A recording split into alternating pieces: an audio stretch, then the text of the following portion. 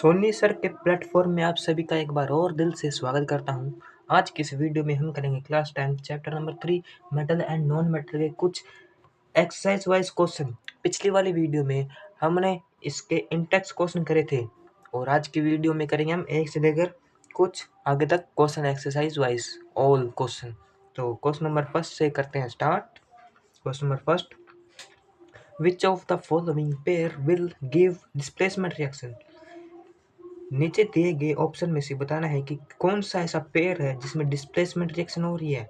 NaCl solution and copper metal, magnesium chloride solution and aluminium metal, ferrous sulphate solution and silver metal, silver nitrate solution and copper metal.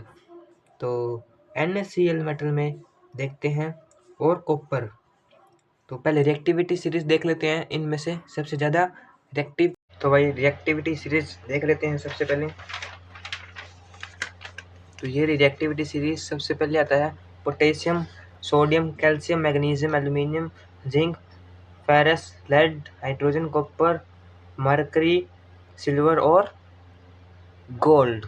तो इसकी एक trick भी है जिसे आप याद कर सकते हो, जैसे कल्लू ने कार मांगी अल्टो जैन फरारी, फिर भी BHE क्यों होगी सिल्वर, मतलब AG एंड गोल्ड AU। तो सबसे पहले ऑप्शन नंबर ए में देखते हैं NaCl solution and copper metal.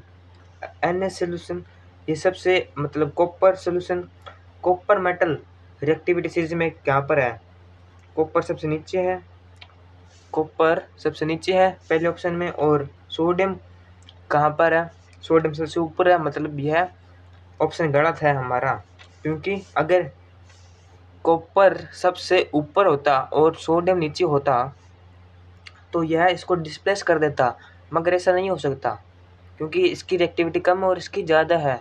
तो ऑप्शन नंबर बी में देखते हैं magnesium chloride solution and aluminium metal.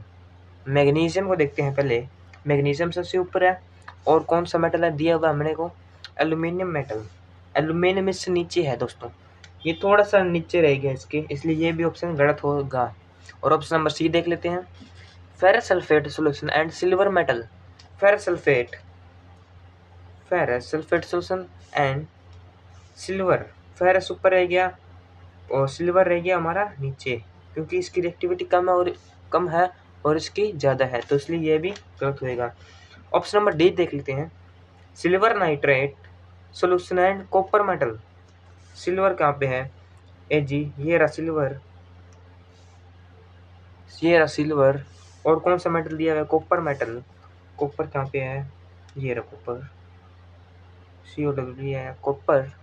तो दोस्तों यहाँ पे एक बात देखी आपने, जो यहाँ पे मेटल बताया हुआ था उसकी रिएक्टिविटी यहाँ पे ज़्यादा है कॉपर की, तो और सॉल्यूशन कौन सा है, सिल्वर नाइट्रेट, और सिल्वर की रिएक्टिविटी कम है और कॉपर की ज़्यादा है, इसलिए यह कॉपर सिल्वर को डिस्प्लेस कर देगा। इसलिए इसका ऑप्शन होगा option number D is the right answer. Question number second देख लेते हैं which of the following methods is suitable for preventing an iron frame plan from rusting। ऐसा कौन सा मेथड स्टेबल हो सकता है for preventing an iron frying pan from rusting. तो देख लेते हैं, इसमें बताया कि अपने को कौन सा मेथड यूज करना चाहिए जो भी लोहे का पंखा होता है उससे जंग होने से बचाने के लिए, मतलब रस्ट होने से। ऑप्शन नंबर ए देख लेते हैं applying grease, option number B applying paint, option number C applying a coating of zinc, option D all of the above. तो इसमें आंसर नंबर होगा सी। बता देता हूँ थोड़ा, क्योंकि इसमें बताया आयरन की प्लेटें हैं, मतलब प्लेटें आयरन की, जो पंखा होता है ना इसकी ऐसे होता है पंखा, और इसने बताया इसकी प्लेटों पर जंग लगने से बचने के लिए कौन सा मेथड यूज आएगा। अगर ग्रीस होती अप्लाइंग ग्रीस तो इसकी मशीन में लगता, वो इसमें नहीं लगेगा। तो इसमें प्लेटों में लगाने के लिए अपने को applying coating of zinc, zinc की लेयर कोट करनी पड़ेगी, इसको कहते हैं गैल्वेनाइजेशन। तो यहाँ पे लगेगी जिंक की लेयर, इसलिए ऑल ऑफ द अबव नहीं हो सकता, और अप्लाइंग पेंटिंग वो भी नहीं हो सकता, इसलिए applying a coating of zinc is the right answer. Question number 3, an element react with oxygen to give a compound with a high melting point. This compound is also soluble in water. The element is like to be.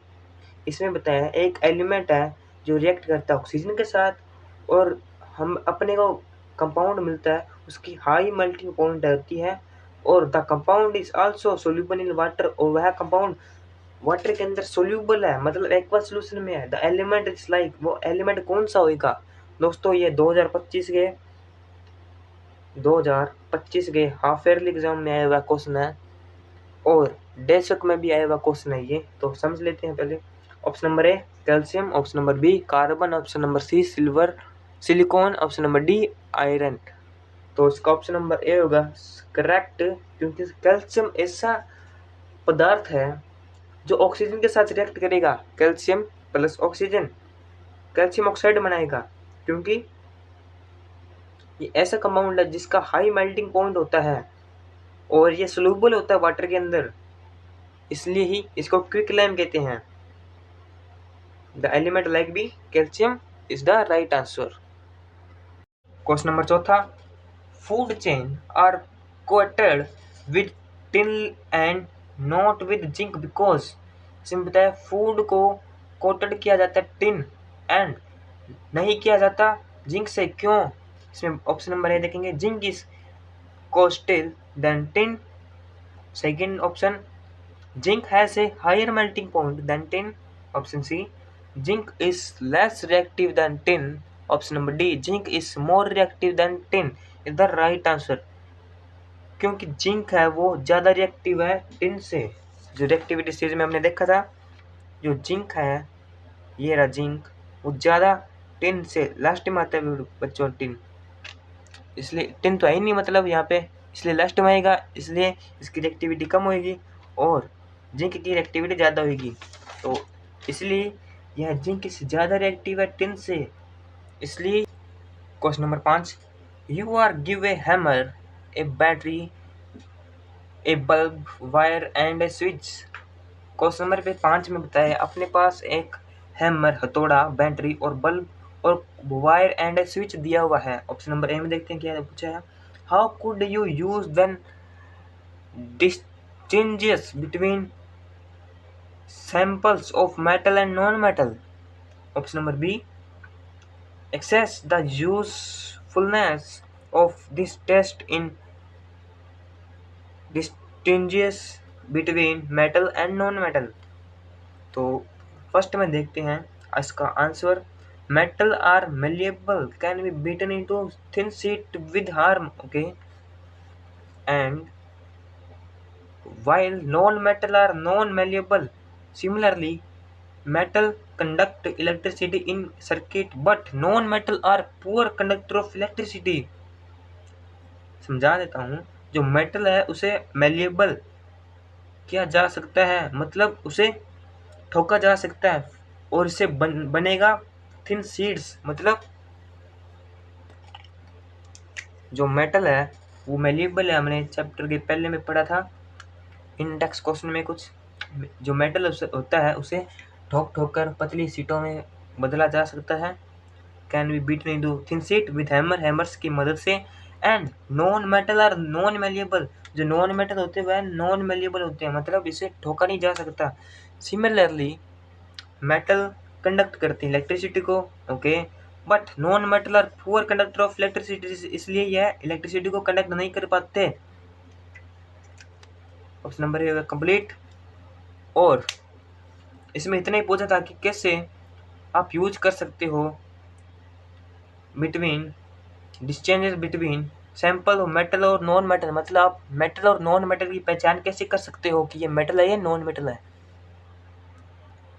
Option number B देखते हैं इसका answer, because of malleability metal can be catched into sheets, okay, metal are good conductor of electricity so they can useful for electric cable.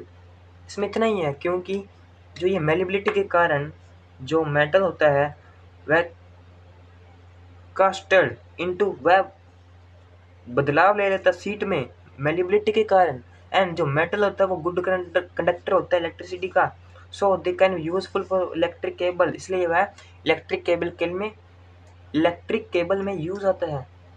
और question number इसमें इतना ही पूछा था कि access the usefulness the theirs in dangers between metal and non metal के बारे में आप यूजफुलनेस कैसे कर सकते हो, टेस्ट कैसे कर सकते हो कि ये मेटल है कि नॉन मेटल है। इसमें दोनों में एक आंसर है, थोड़ा बढ़ा चढ़ाकर बोला है इसमें। Question number 6, what are amphoteric oxide, give two example of amphoteric oxide. ये दोस्तों 2025 के हाफ ईयरली एग्जाम में आया हुआ है क्वेश्चन है ये। व्हाट इज एम्फोटेरिक ऑक्साइड, क्या होता है? आंसर देखेंगे, metal oxide that react with both acid and base to form salt and water is called amphoteric oxide. मतलब जो भी मेटल का ऑक्साइड होता है वह रिएक्ट करेगा अगर किसी भी एसिड और बेस के साथ, और उससे बनने वाला पदार्थ होएगा साल्ट एंड वाटर। ये तो सेम ही न्यूट्रलाइजेशन रिएक्शन जैसा ही है, अगर मेटल रिएक्ट करेगा एसिड के साथ तो बनेगा साल्ट एंड वाटर। इसमें भी वही है, मेटल ऑक्साइड दिया बस ने, metal oxide that react with both acid and base to form salt and water. इसके कुछ एग्जांपल देख लेते हैं। Example,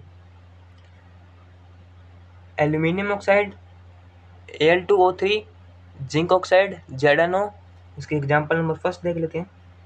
zinc oxide metal oxide plus acid HCl react करेगा तो बनेगा जिंक क्लोराइन ZnCl और प्लस H2O।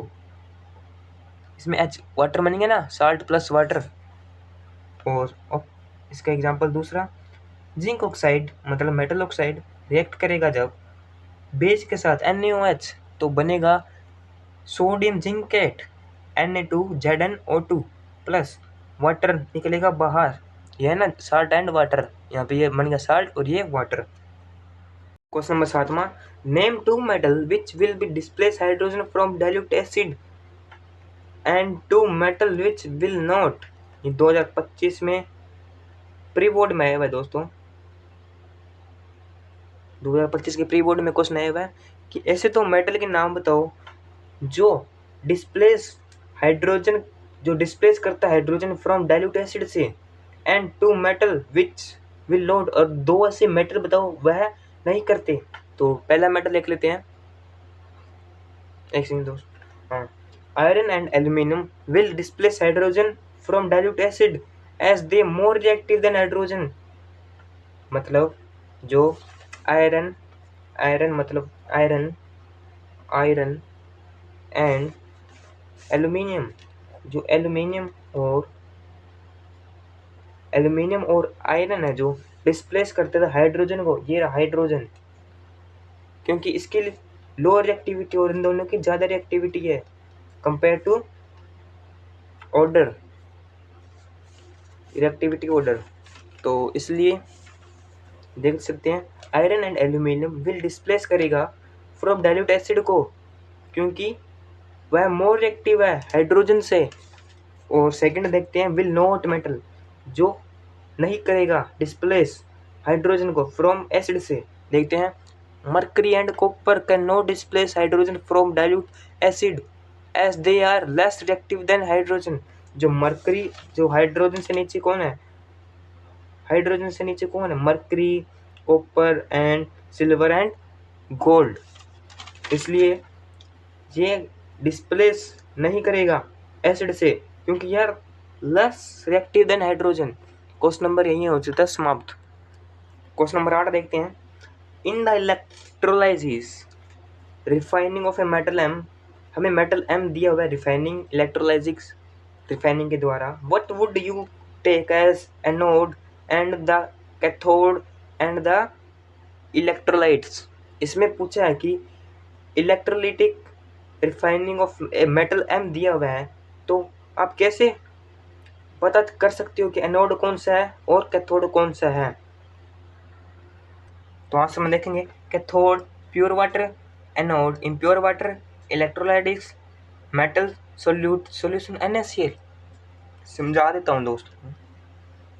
जैसे कि ये अपना एक बीकर है, इसमें तो रोड है एनोड की और कैथोड की। एनोड हमेशा प्लस में रहता है और कैथोड हमेशा नेगेटिव में रहता है। तो इसमें पहले अपने सोल्यूशन ले लेते हैं NaCl, मतलब साल्ट का, कॉमन साल्ट का। और इसमें एक बैटरी लेते हैं 6 वोल्ट की। तो यहाँ पे एक स्विच भी है जो दिख नहीं रहा, जो ऐसे भी चल सकता है। एनोड और कैथोड है। और इस सोल्यूशन के अंदर जब भी ये बैटरी स्टार्ट होगी, जो प्लस के साइड वाला निशान है एनोड का, उसके पास हमेशा ही Cl नेगेटिव जाएगा, क्योंकि प्लस और माइनस एनायन कैटायन हमेशा मिलते हैं दोस्तों। और जो प्लस वाला निशान है मतलब सोडियम का, वो हमेशा कैथोड के पास जाएगा, क्योंकि इसका नेगेटिव साइन है। तो इसलिए कैथोड प्योर वाटर के साथ होएगा और एनोड इम्प्योर वाटर, मतलब जो कैथोड है वो प्योर मेटल के साथ, और जो एनोड है इम्प्योर मेटल, मतलब Cl इम्प्योर मेटल यहाँ पे चिपकेगा इसके साथ। और प्योर मेटल जो है सोडियम, वो कैथोड के पास चिपकेगा, क्योंकि इसकी ये प्लस है और इसकी वैलेंसी हमेशा +1 होती है, इसलिए इसके ऊपर निशान हमेशा +1 आएगा। और ये प्लस और कैथोड माइनस हमेशा एनायन कैटायन होते हैं, इसलिए ये चिपक जाएगा इसके साथ। इसमें आंसर इतना ही लिखना है, वैसे ये इतना इम्पोर्टेंट भी नहीं है। Question number 9, Proteus took sulfur powder on a spatule and heated it. He collected the gas evolved by inverting a test tube over it, as shown in the figure below. Option देखते हैं इसके पहले। What will be the action of gas? And second, dry litmus paper. Third, moisture litmus paper. इसमें answer पहले देख लेते हैं इसका, बाद में समझेंगे। There will be no action on dry litmus paper, क्योंकि जो गैस है वो लिटमस पेपर के साथ रिएक्ट नहीं करेगा, मतलब लिटमस पेपर हमेशा ही लिक्विड मतलब एक्वस सॉल्यूशन के साथ ही एक्शन करता है, मतलब रिएक्ट करता है। Option number B, the colour of litmus paper will be turned red because sulfur is non-metal and the oxide of non-metal are acidic in nature. तो यह आंसर इसका है, मतलब फर्स्ट पार्ट का।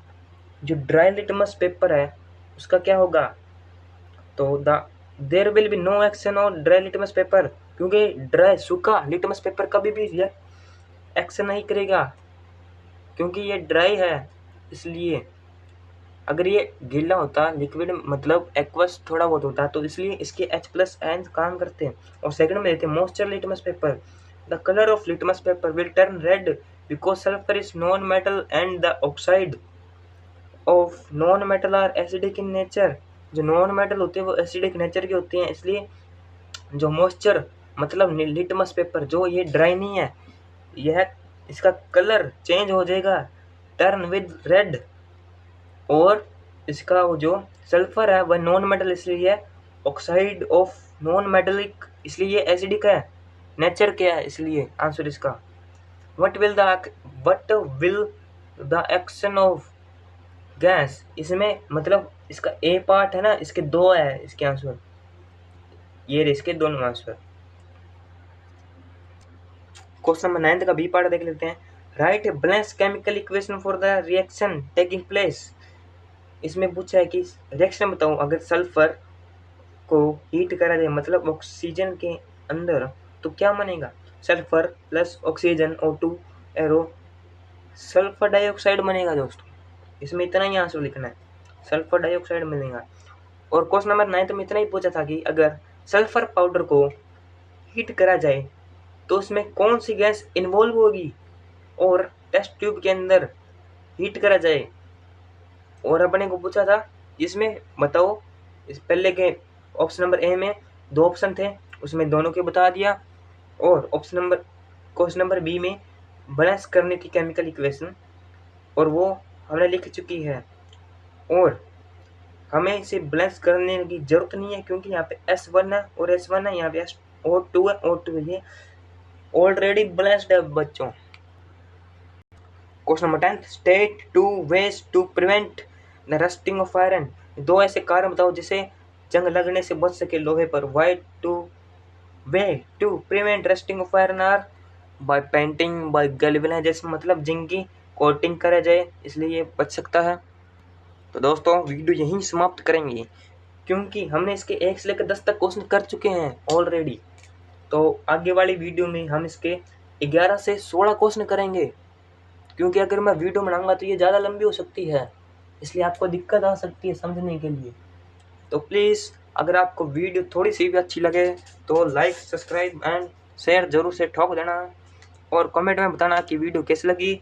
और आने वाली वीडियो में मैं बता चुका हूँ कि 11 से 16 क्वेश्चन करेंगे, वो भी बहुत ही बेहतरीन तरीके से करेंगे, और ऐसी लैंग्वेज में होगी जो कि आपने ऐसे लगेगा कि ये तो मेरे को आता है। तो ठीक है दोस्तों, बाय बाय।